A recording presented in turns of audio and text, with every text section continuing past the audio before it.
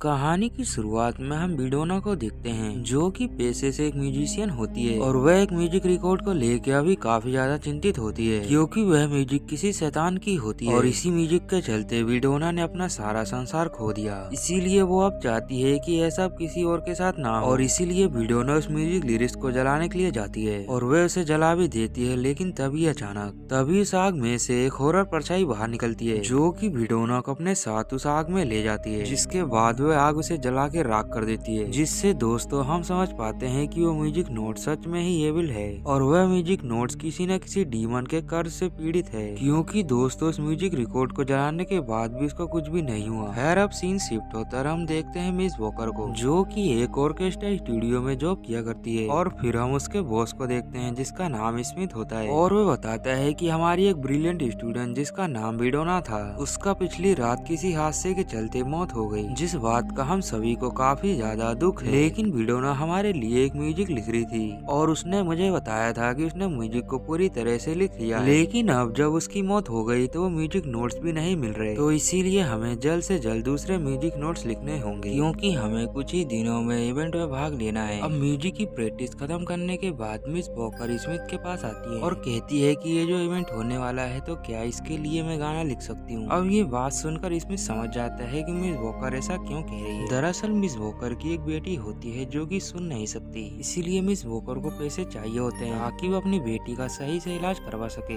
अब Smith miss walker की बात को समझ जाता है, जिसके बाद वो उसके सामने एक डील रखता है कि तुम्हें उसी खास गाने को ढूंढ के लाना होगा जो कि बिडोना हमारे लिए लिख रही थी, और अगर तुम ऐसा कर लेती हो तो मैं उसके बदले तुम्हें अच्छा खासा पैसा दूंगा। अब ये सुनकर डील उस पर मिस वॉकर मान जाती है और इसके अगले दिन वो बिडोना के घर की ओर निकल जाती है, जहाँ जाने के बाद बिडोना की बहन उसे भगा देती है और कहती है कि तुम और तुम्हारा बॉस दोनों ही मतलबी हैं, क्योंकि वो उसके फ्यूनरल में तो नहीं आए और उसका म्यूजिक नोट्स लेने के लिए आ गए। जिसके बाद मिस वॉकर को वहाँ से भगा देती है, लेकिन वो वहाँ से जाती नहीं बल्कि वहीं आसपास रहती है और रात होते ही बिडोना के घर के अंदर चली जाती है और थोड़ा ढूंढने के बाद उसे वो नोट्स भी मिल जाते हैं, जिसे लेकर वो चुपचाप से वहाँ से निकल जाती है। मिस वॉकर घर आके देखती है कि वो किताब तो थोड़ी जली हुई होती है, इसीलिए वो शब्दों को जोड़ के आगे पीछे की लाइन को कंप्लीट कर रही थी, और ऐसा करने के बाद वे गाने को सुनने लगती है। लेकिन दोस्तों मिस वॉकर जैसे इस गाने को सुनना स्टार्ट करती है तो वह देखते ही देखते एक अदृश्य शक्ति के बस में होने लगती है, जो कि और कोई नहीं बल्कि वही डीमन होता है। अब मिस वॉकर इस बात को समझ जाती है, इसलिए गाने को सुनना बंद कर देती है। अब इसके कुछ दिनों के बाद हम देखते हैं कि मिस वॉकर के घर उसकी दोस्त आई होती है और उसके साथ उसका बेटा जिन भी होता है, जो कि उस म्यूजिक सिस्टम को देख के उसे सुन लेता है, और ऐसा करते ही हम देखते हैं कि वो डीमन एंटिटी के बस में हो जाता है, और जब जिन अपने घर जाता है तो वो डीमन उसके अंदर जागृत हो जाता है, जिसके बाद वो डीमन जिन को अपने साथ ले जाता है। और अगले दिन होते ही बच्चे की माँ अपने बच्चे को चारों तरफ ढूंढने लगती है, लेकिन बहुत ढूंढने के बाद वो कहीं भी उन्हें नहीं मिलता।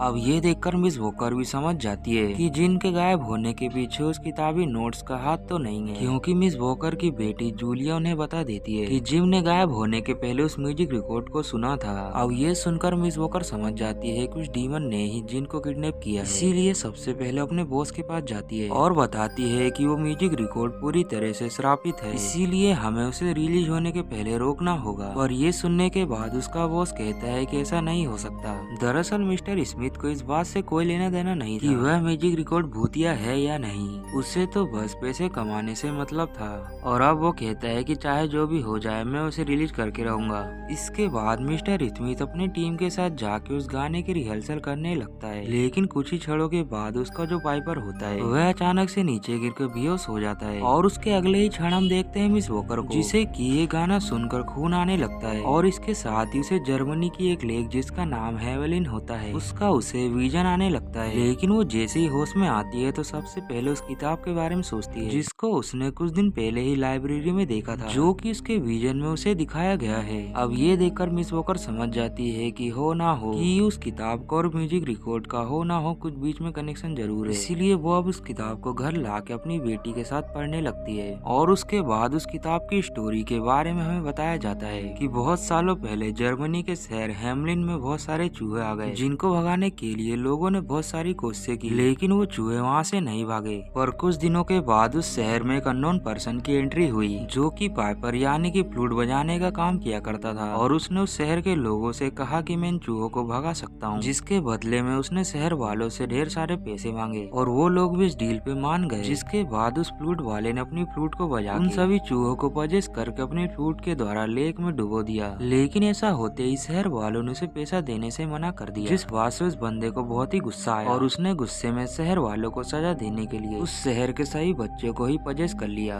और फिर उन्हें लेक में ले जाके डुबो के मार दिया। पर उन सभी बच्चों में से एक बच्ची बेरी थी जो कि वहाँ से सही सलामत वापस आ गई और फिर उसने शहर वालों को सभी कुछ बता दिया कि उन बच्चों के साथ क्या हुआ, जो जानकर शहर वालों को बहुत ही गुस्सा आया और उन्होंने उस पाइपर को जान से मार दिया। लेकिन उस पाइपर ने मरने से पहले सभी को श्राप दिया कि मेरा म्यूजिक जब तक इस धरती पर रहेगा तब तक मैं ऐसे ही बच्चों का शिकार करता रहूंगा। अब ये जानने के बाद मिस वॉकर समझ जाती है कि अगर दुनिया को बचाना है तो इस बुक को पूरी तरह से विनाश करना होगा, पर इससे पहले इसे रिलीज होने से रोकना होगा। लेकिन दोस्तों हम देखते हैं स्मिथ को जो कि अपने म्यूजिक की रिहर्सल करने के बाद उसे फाइनली जनता के सामने प्रेजेंट कर रहा होता है, जहां हम देखते हैं कि ये म्यूजिक बजने के कुछ ही मिनटों बाद उस म्यूजिक की धुन से वहाँ पे बैठे सभी लोग अपने सेंसेस खो देते हैं और अगले ही पल हमें दिखाया जाता है कि दूसरी दुनिया का दरवाजा खुल चुका है, जहाँ अचानक ही पाइपर का शरीर फट जाता है और उसके अंदर से वही डीमन बाहर निकलता है जो कि सबसे पहले स्मिथ को ही जान से मारता है। उसके बाद वो डीमन स्मिथ के अंदर से वही पाइपर बाहर निकालता है और फिर वो उस फ्लूट को बजाने लगता है, जिससे सभी बच्चे पजेस होकर दूसरी दुनिया में जाने लगते हैं। अब हम देखते हैं कि मिस वॉकर भी वहाँ पहुँच चुकी होती है और उन्हें समझ आ जाता है कि अगर इस शैतान को रोकना है तो उन्हें क्या करना है। दरअसल उस किताब में लिखा था इस म्यूजिक से बचने का एक ही रास्ता है कि इन म्यूजिक के धुनों को उल्टा करके बजाओ, जिससे वह शैतान धीरे धीरे मर जाएगा। अब ये लोग ऐसा ही करते और हम देखते हैं कि सच में उस डीमन पे असर होता है और वो कुछ ही मिनटों में नीचे गिर के मर जाता है। इस तरह से उस शैतान का अंत हो जाता है। अब सब कुछ नॉर्मल होने के बाद हम 3 महीने बाद का समय देखते हैं, जहाँ मिस वॉकर की बेटी जूलिया उसी फ्लूट को बजा रही होती है और उसकी आंखें अजीब हो जाती है, यानी कि वो डीमन अभी भी जिंदा है और ये साइकिल फिर से चलेगा।